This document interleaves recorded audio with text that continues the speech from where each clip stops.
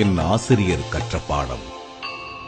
ராமேஸ்வரம் உலக புகழ்பெற்ற சிவன் கோவில் அமைந்துள்ள ஒரு அழகான நகரம். அந்த ஊரில் உள்ள மசூதி தெருவில் வளர்ந்த நாட்கள் மிகவும் பசுமையானவை. தினமும் மசூதி தொழுகை முடிந்ததும் அருகில் உள்ள சிவன் கோவிலின் வாசலில் சிறிது நேரம் நிற்பேன். கோவிலுக்கு வரும் பக்தர்கள் இந்த முஸ்லிம் பையனுக்கு இங்கென்ன வேலை என்பது போல ஒரு பார்வை பார்ப்பார்கள். அந்த பார்வைகள் என்னை தனிமைப்படுத்தியதை நான் பலமுறை உணர்ந்திருக்கிறேன். உண்மையில் நான் அங்கு நிற்பதற்கு 2 முக்கியமான காரணங்கள் இருந்தன. ஒன்று, கோவில் உள்ளிருந்து ஒலிக்கும் அந்த மந்திர ஒலி என் மனதை வருடி ஒரு இனம் புரியாத இதமளிக்கும்.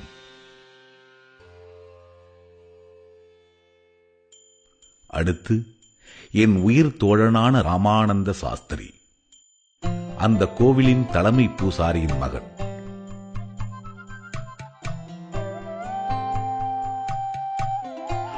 அவன் தந்தையுடன் அமர்ந்து மந்திரம் சொல்லும் அழகும், இடையிடையே நாங்கள் பார்த்து பரிமாறிக்கொள்ளும் புன்னகையின் அர்த்தம் எங்களுக்கு மட்டுமே புரியும்.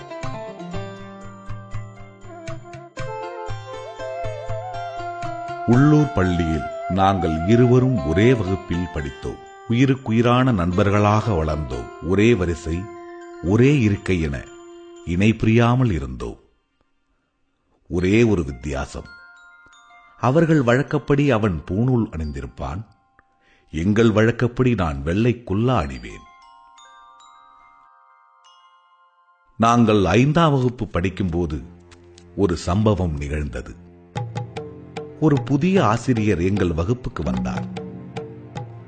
அவர் கையில் பிரம்பை தட்டிக்கொண்டு எங்கள் வகுப்பறையை சுற்றி வந்த விதம் அவர் ஒரு கண்டிப்பானவர் என்பதை உணர்த்தியது.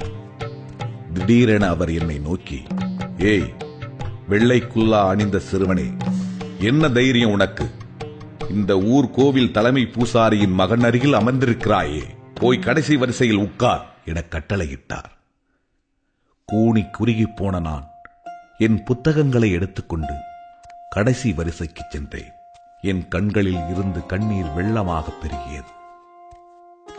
பள்ளி விட்டதும் நானும் ராமுவும் நீண்ட நேரம் அங்கே உட்கார்ந்து அழுதோம்.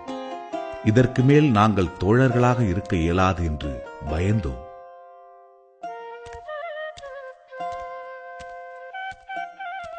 வீடு திரும்பிய என்னை கண்ட என் தந்தை, "ஏன் உன் கண்கள் சிவந்திருக்கின்றன?" என்று கேட்டார். மனம் நொந்து நடந்த அனைத்தையும் என் தந்தையிடம் கூறினேன். ராமுவும் நடந்ததை அவன் தந்தையிடம் கூறியிருப்பான் போலும். மறுநாள் அதிகாலையில் ராமு என் வீட்டிற்கு ஓடி வந்தான். "அப்பா உன்னை உடனே அழைத்து வரச் சொன்னார்" என்று கூறி என்னை அச்சத்தில் உறைய வைத்தான். மேலும் என்னென்ன காத்திருக்கிறதோ என்று பயந்து கொண்டே நான் ராமுவை பின்தொடர்ந்தேன். அங்கு ராமுவின் வீட்டில் எங்கள் ஆசிரியரை பார்த்ததும் என் மூச்சே நின்றுவிட்டது. என்ன ஆச்சரியம்! நடந்தது நடந்ததாக இருக்கட்டும், நீங்கள் இப்பொழுது கலாமிடம் மன்னிப்பு கேளுங்கள் என்று ராமுவின் தந்தை மிக கடுமையாக ஆசிரியரிடம் கூறியது என்னை வியப்பில் ஆழ்த்தியது. என்னையே என்னால் நம்ப முடியவில்லை. எந்த ஒரு குழந்தையும் மற்ற குழந்தையை விட உயர்ந்ததோ தாழ்ந்ததோ இல்லை. கடவுள் முன் எல்லா குழந்தைகளும் குழந்தைகளே. ஒரு ஆசிரியராக இந்த ஒற்றுமை உணர்வை வளர்ப்பதுதான் உமது பணி. அதை விடுத்து நீர் குலம் கோத்திரம் பார்த்து வேற்றுமை பாராட்டுவது மிகவும் தவறு என்று கோபமாக பேசினார். நீர் இனி இந்த ஊரில் பணிபுரிய தேவையில்லை என்றார். தன் தவற்றை உணர்ந்த எங்கள் ஆசிரியர் என்னை அணைத்து, "கலாம், என்னை மன்னித்துவிடு. இன்று நான் ஒரு புதிய பாடம் கற்றுக்கொண்டேன். அதுதான் மனித நேயம்" என கூறி கண் கலங்கினார். ஆசிரியர் தன் தவறை உணர்ந்ததால் சமாதானமடைந்த ராமுவின் தந்தை ஆசிரியரை மன்னித்து பள்ளியில் தொடர்ந்து பணியாற்ற அனுமதியும் தந்தார்.